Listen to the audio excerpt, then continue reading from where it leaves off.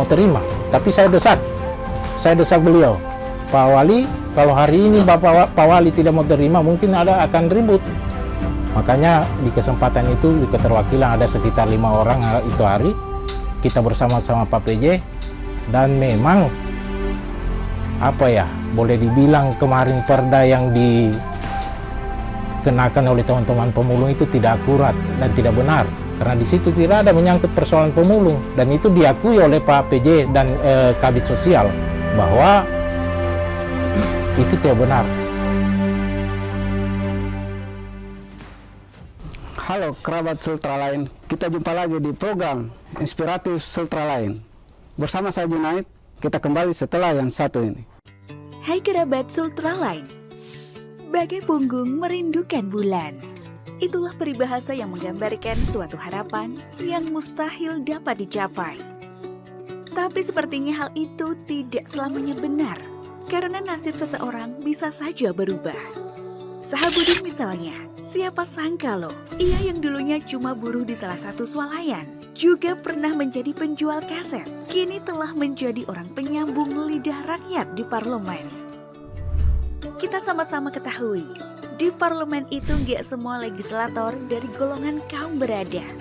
Kali ini Sultralain bakal sajikan kisah singkat Sahabudin dari warga biasa yang lolos di DPRD Kota Kendari. Disinilah dulunya Sahabudin bekerja, menjadi pelayan toko sambil kampanye juga loh guys. Begitulah yang dilakukan Sahabudin sebelum pemilu legislatif 17 April 2019 lalu digelar di Indonesia. Warga Kelurahan Tobuha Kecamatan Mandonga Kota Kendari mencalonkan diri jadi anggota DPRD lewat Partai Golkar. Dia ini dapat nomor urut 2 pada daerah pemilihan Kota Kendari 1 yang meliputi Kecamatan Mandonga dan Puwatu. Sebelum nyalek nih, Sahabudin berprofesi sebagai pelayan toko. Selain itu buat nambah-nambah penghasilan, ia juga nyambi jadi penjaga warung di warung sembako milik istrinya. Meskipun diremehkan karena profesi dan kemampuan finansialnya yang sangat kurang, namun siapa sangka Dewi Fortuna berpihak kepadanya. Sahabudin ini lolos menjadi anggota DPRD Kota Kendari setelah memperoleh 1.100 suara. Bahkan angka tersebut mengungguli perolehan suara dari caleg-caleg lainnya. Kisah warga yang akhirnya terpilih jadi legislator tentunya memberikan pelajaran berharga bahwa apapun bisa tercapai asal mau berusaha maksimal. Yang membahagiakan, Sahabudin ketika terpilih dan dilantik, justru kedekatannya bersama warga di dapilnya malah semakin dekat dan tanpa jarak dengan setiap pemilihnya. Sultralain sudah merangkum kisah warga yang memilih Sahabudin. Berikut rangkuman videonya. Di matanya Ibu, Bu. Kalau bahasanya itu di orangnya sebelum dia jadi anggota dewan, kasihan. Dia itu orang itu hanya baik. Dia kan jadi pelayan dulu besar di toko. Jadi saya itu dia bilang ini kesantan-kesannya orang bilang katanya biasa saya jadi pelayan bisa jadi anggota. Tapi dia lagi pemulung kalau bisa. Kalau memang rezekinya kita tidak tahu kok. Kemudian bagaimana setelah terpilih dia ini, kasihan? Setelah dia terpilih dia ada kota dewan, alhamdulillah saya lagi itu maju dia. Malah sudah banyak yang kelihatan di bantu-bantuannya di mana-mana dari Boisa Kecamatan Bandung itu sudah banyak yang saya lihat namanya dia selama dia jadi anggota dewan. Alhamdulillah. Ya.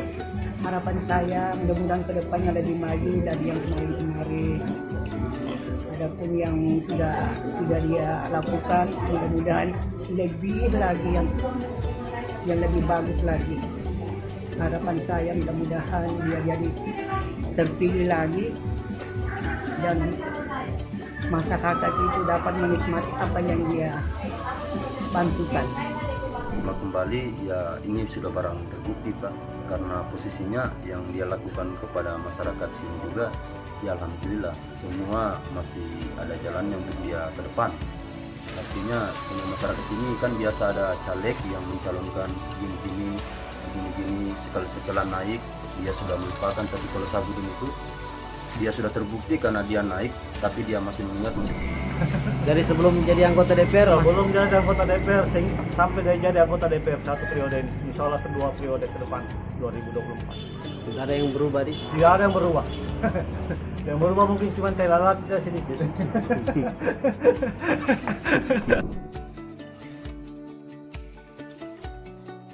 Pak Sabuni itu kita bisa baik dia untuk kedepannya. Itu kita minta banyak teman-teman. Saya bilang ada keluarga ini tuh dia sekitar ini bilang dia mau maju lah.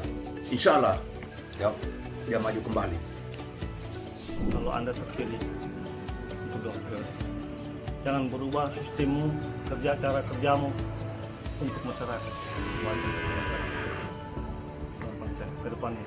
Insya Allah. Yang pertama kita sama-sama, kita bersatu, kita carikan suara saudara. Jangan susah saudara. Masih banyak yang punya tanggungan di masyarakat. Pikirkan itu sama masyarakat yang memilih sama. Jangan kau yang mengundurkan diri, mau apa, jangan semangat. Alhamdulillah semangat. Makanya kita terus stop. Semangat dan habis periodenya insya Allah kita akan dukung kembali buat dia.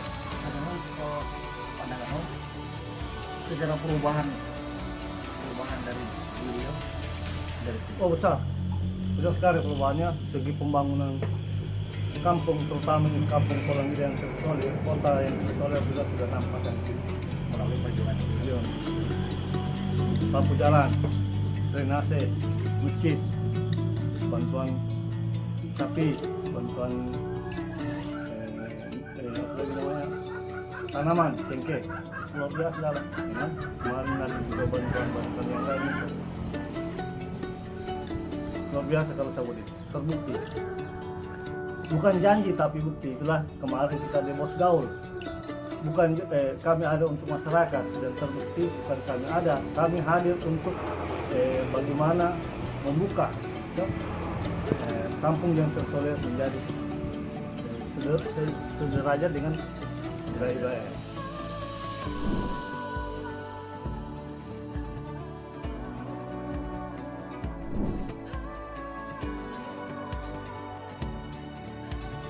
Pentingnya hidup sederhana, baru tidak sombong sama masyarakat.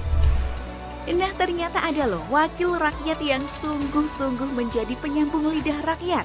Dan dia adalah Sahabudin. Baik kerabat Sultralain, narasumber kita kali ini dulunya adalah seorang karyawan biasa, bahkan pernah menjadi penjaga toko kaset, dan kini menjabat anggota DPRD periode 2019 hingga 2024. Kerabat Sultralain, telah bersama saya saat ini Bapak Sahabudin SIP. Beri aplaus yang meriah. Terima kasih. Assalamualaikum Pak Sahabudin. Waalaikumsalam warahmatullahi wabarakatuh. Saya panggil saja Pak Budi. Ya. Kameramen kru program mengatakan panggil saja Pak Saha atau Pak Budi. Tapi saya ambil jalan tengahnya, saya panggil Pak Budi. Ya. Pak Budi, Bapak ini kan bukan dari keluarga pejabat, bukan dari keluarga pengusaha, bukan juga dari keluarga mapan secara ekonomi. Tapi dari tayangan tadi, Pak Budi seorang karyawan atau seorang biasa-biasa saja. Seperti orang kebanyakan yang tinggal di kota Kendari. Bagaimana ceritanya Bapak bisa terpilih menjadi anggota DPRD Kota Kendari? Pak Junet sebagai presenter.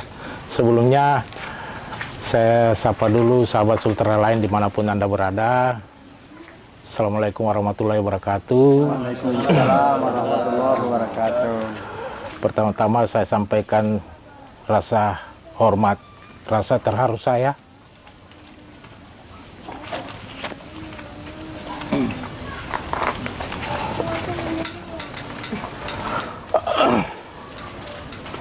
mungkin apa ya, tidak bisa saya gambarkan penerimaan masyarakat, teman-teman tunanetra, teman-teman pemulung yang ada di Cidenreng hari ini telah mau menerima saya.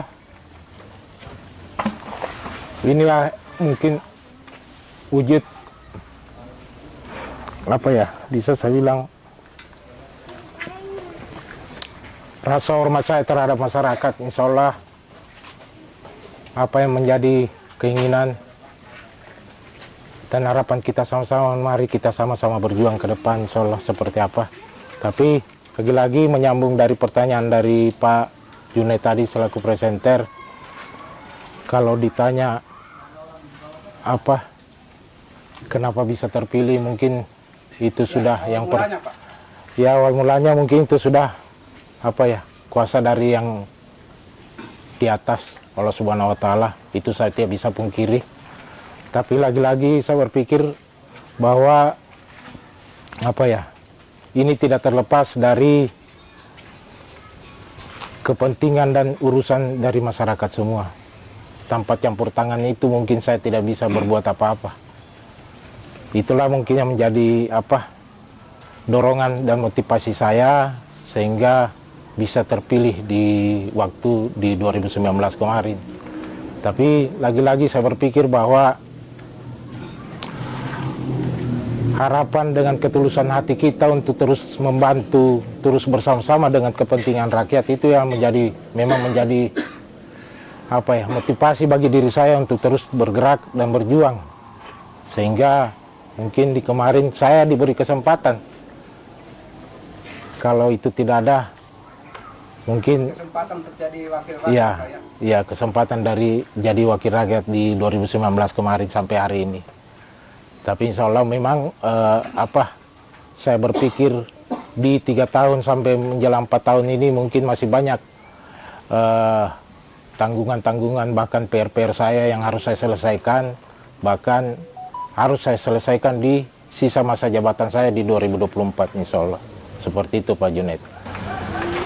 Ketika kunjungan kerja di luar daerah, apa saja yang dikerjakan? Ada masalah misalnya di kepentingan kita di dalam daerah kita, baik itu kepentingan pemerintah, kepentingan masyarakat.